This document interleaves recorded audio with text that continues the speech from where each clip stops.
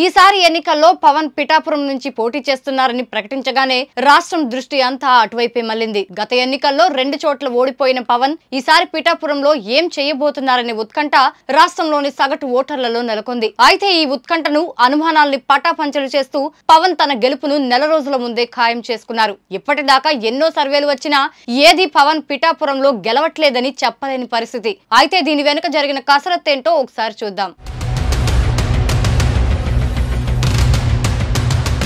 పిఠాపురంలో ఎమ్మెల్యేగా పోటీ చేస్తున్న పవన్ కళ్యాణ్ కోసం ఈసారి మెగా ఫ్యామిలీతో పాటు టాలీవుడ్ కూడా ఒక్కటైంది. టీడీపీతో పొత్తు ఎఫెక్ట్ ఒకవైపు, చిరంజీవి తర్వాత ఎన్నికల బరిలో ఉన్న పవన్ కళ్యాణ్ ఈసారి గెలవాల్సిందేనన్న మెగా ఫ్యామిలీ కసి మరోవైపు బలంగా పనిచేశాయి. పవన్ పిఠాపురం ఎంచుకోగానే కాపు ఓటు బ్యాంక్ కోసమే అక్కడికి వెళ్లాడంటూ విమర్శలు మొదలుపెట్టిన వారికి అక్కడి జనం కులమతాలకు అతీతంగా మద్దతిచ్చి వాటిని పటాపంచలు చేశారు.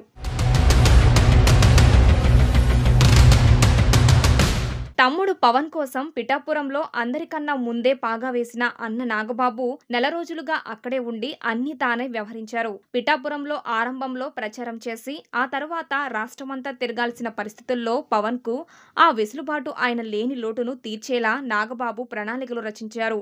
స్వతహాగా మంచి వక్త కాకపోయినా, దూకుడుగా ప్రచారం చేయకపోయినా మంచి వ్యూహకర్తగా నాగబాబు పేరు తెచ్చుకున్నారు. మొన్నటి వరకు అన్న చిరంజీవిపై వచ్చే విమర్శలకు అడ్డుగా నిలబడి ముందు నన్ను దాటిన తర్వాతే అన్నను టచ్ చేయమని సవాల్ విసిరిన నాగబాబు పిఠాపురంలో తమ్ముడు పవన్ కు అన్ని తానే వ్యవహరిస్తున్నారు. డబ్బుల కోసం కాకుండా అభిమానంతో వస్తున్న సెలబ్రిటీలను గైడ్ చేస్తూ స్థానిక నాయకులను సమన్వయం చేసుకుంటూ ఆయన ముందుకు సాగుతున్నారు.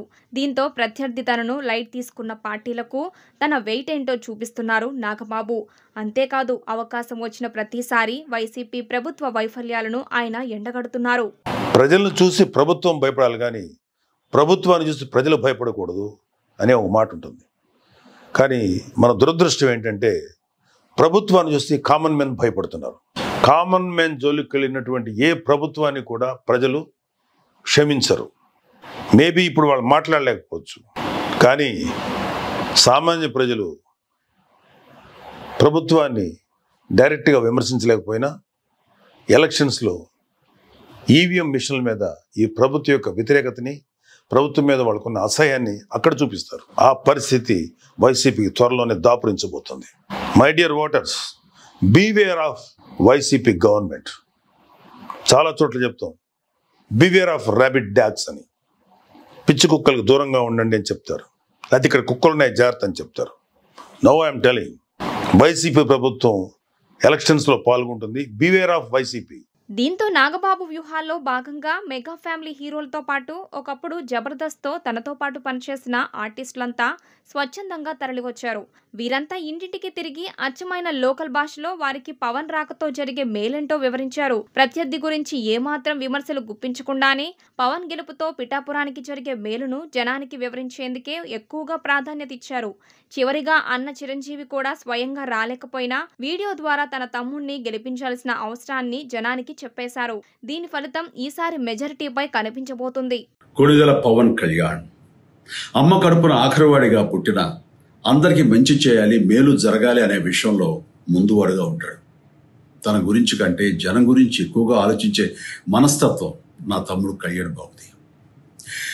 ఎవరైనా అధికారంలోకి వచ్చాక ప్రజలకు ఏదైనా చేయాలనుకుంటారు, కానీ కళ్యాణ్ తన సొంత సంపాదనని కౌలు రైతులు కన్నీళ్లు తుడిచేందుకు ఖర్చు పెట్టడం, సరిహద్దు దగ్గర ప్రాణాలొడ్డి పోరాడే జవాన్ కోసం పెద్ద మొత్తం అందివ్వటం, అలాగే మత్స్యకారులు ఇంకా ఎందరికో తాను చేసిన సహాయం చూస్తుంటే ఇలాంటి నాయకుడు కదా జనాలకు కావాల్సింది అనిపిస్తుంది.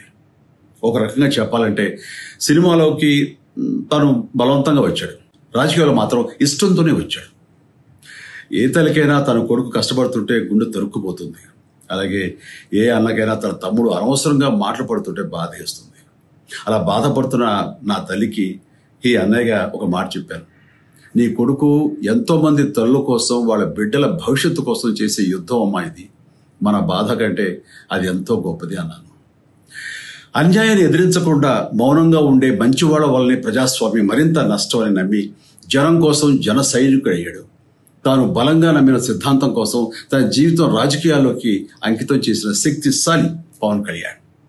ప్రజల కోసం, రాష్ట్ర భవిష్యత్తు కోసం ఆ శక్తిని వినియోగించాలి అంటే చట్టసభలో అతని గొంతు మనం వినాలి.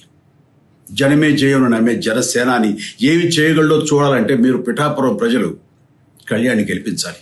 మీకు సేవకుడుగా, సైనికుడుగా అండగా నిలబడతాడు. మీకోసం ఏమైనా సరే కలబడతాడు. మీ కళ నిజం చేస్తాడు.